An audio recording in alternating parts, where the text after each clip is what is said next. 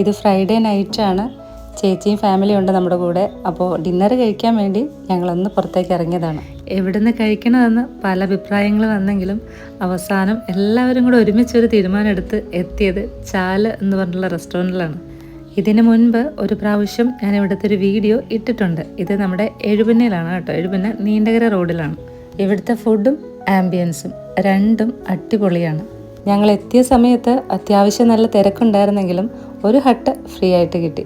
അപ്പോൾ അതുകൊണ്ട് തന്നെ നമുക്ക് നല്ലൊരു പ്രൈവസി ഉണ്ടാവും.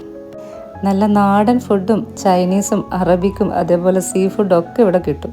ഇതിന് മുന്നേ ഉള്ള വീഡിയോയിൽ ഞാൻ പറഞ്ഞതുപോലെ തന്നെ ഇവിടുത്തെ ഒരു മസ്റ്റ് ട്രൈ ആയിട്ട് ഇപ്പോഴും ഞാൻ പറയുന്നത് ഇവിടുത്തെ ഗാർലിക് ബീഫാണ്. ഇതിൻ്റെ ഇടയിൽ അടിപൊളിയായിട്ടൊരു മഴയും കൂടെ പെയ്തു. നല്ലൊരു ഫീൽ ആയിരുന്നു ഒരു മഴയത്ത് ഈ ഒരു ഹട്ടിൽ ഇങ്ങനെ ഇരിക്കുന്നത്.